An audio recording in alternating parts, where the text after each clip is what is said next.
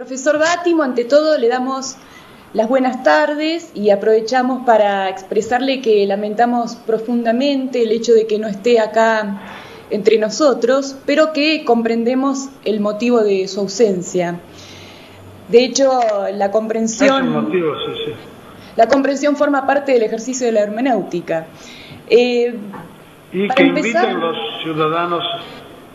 inviten a los ciudadanos italianos de origen argentina en Italia a votar para mí, porque aquí estoy.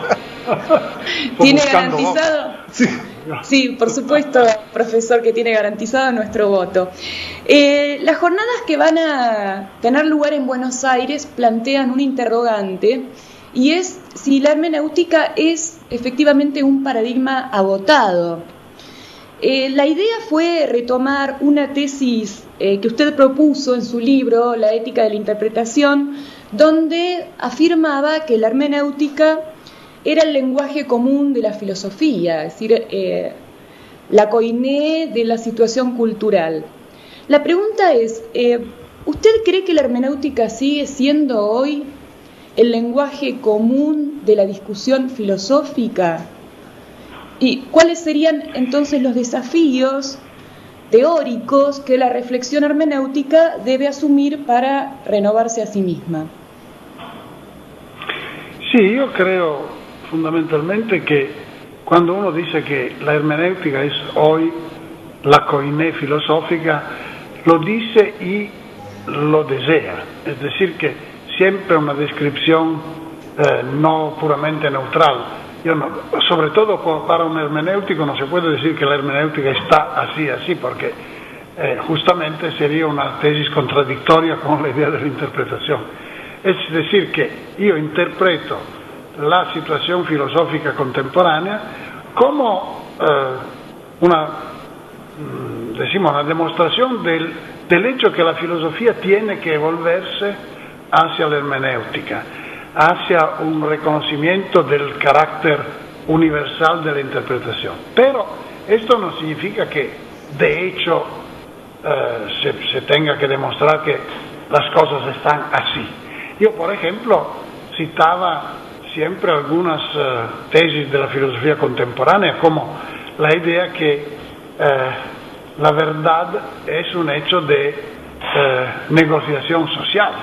Esto en muchos sentidos todavía tiene su valor. Por ejemplo, la popularidad de Wittgenstein, del análisis, de la filosofía analítica, etc., implica, la asunción del hecho que el pensamiento se confirma, se demuestra su validez, etc., en un diálogo intersubjetivo y no simplemente con una verificación de hechos, porque los hechos siempre son exhibidos, estudiados, enunciados por sujetos.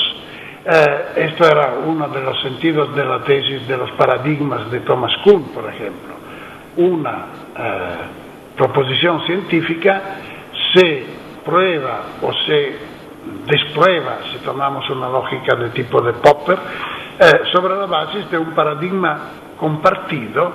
Esto es ya una situación hermenéutica, no una situación de reflexamiento, de espejo, de espejar los hechos inmediatos, etcétera, etcétera. Esto era.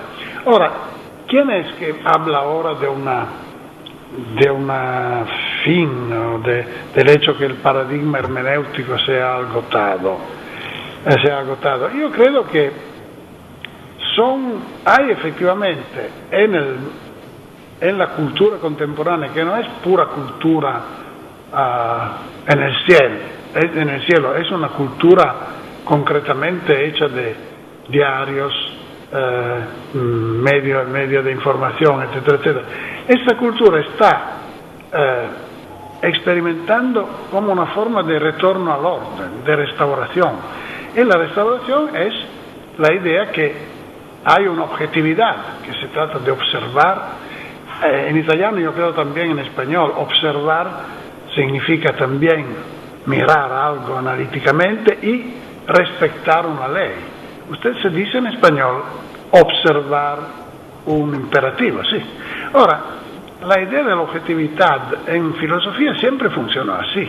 Era la idea, tenemos como tarea principal la de mirar a los hechos y respetar lo que se presenta como imperativo en la realidad misma.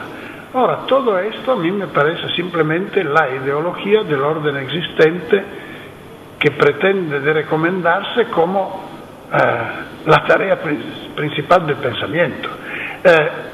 Io sempre digo, citando las tesis de Benjamin sobre la historia, se uno nace como deforme, pobre, infirmo, etcétera, etcétera, ¿cómo piensa que piense del mundo como está? ¿Piensa que sea algo racional, que lo que es real es racional o no? Piensa obviamente que lo que es real es totalmente irracional, que no tiene que ser observado, tiene que ser quizá observado para conocer cómo trasformarlo, pero que tiene que ser trasformado. Quindi hoy a mí me parece que en muchos medios occidentales, también en Italia, pero en Europa, hay como esto retorno a la objetividad del conocimiento que también tende a identificarse como una forma de normatividad, de imperativos, porque hay muchísimos problemas éticos que se ponen paralelamente con el desarrollo de las ciencias biológicas, etcétera, etcétera, todos los problemas de bioética. ¿Por qué la Iglesia, por ejemplo, es tan fuerte en situaciones de discusión de bioética? Porque tiene como una estructura dogmática que es aseguradora, en el sentido que uno dice, no se puede hacer sino esto, pues que es la naturaleza. Pero de otro lado es completamente esclava de los hechos como son. Cuando uno quiere enviarte a la guerra, te dice, sea un hombre. Y tú preguntas, o tú también, María, no sea un hombre, sea un ser humano. Pero, bueno, sea un ser humano, sea un hombre. Pero ser un hombre significa, tienes que ser lo que naturalmente, estas son las comillas, se piensa que tenga que ser un hombre, que incluye también el hecho de matar los enemigos en la guerra. Es decir, que se toma una situación de hecho, se inmoviliza como la norma y nos impone que la observamos. Todo esto es la reacción político-cultural, social pura, es decir, los que son ricos tienen que ser respetados como ricos, los que son pobres, hay una razón para hacer esto. Si tú perteneces a la zona oscura de la pintura, tienes que respetar tu condición, etcétera, etcétera. Todo esto es el naturalismo, el objetivismo, etcétera. Obviamente, el objetivismo de hoy, aunque sea muy conservador, no se presenta explícitamente así. Se presenta como discurso científico, como la ciencia objetiva describe los hechos y estos son hechos. Se tome, por ejemplo, la ley del mercado capitalista. La señora Thatcher y todos los defensores del capitalismo imaginan que la única manera de producir riqueza es el sistema capitalista. Ahora, esto es verdad en nuestro mundo, pero el sistema capitalista no es la naturaleza, ha sido construido, etcétera, etcétera. Marx decía que la economía política no es una ciencia natural, que a primera mirada decía, ¿cómo importa una ciencia? No es una ciencia natural porque el orden económico en el cual vivimos no es naturalmente requerido por la riqueza, por el desarrollo, sino que es instituido por poderes, grupos, clases, etcétera, etcétera. Todo esto me parece importante hoy porque efectivamente yo mismo me pongo la pregunta, ¿soy un filósofo outdated, obsoleto?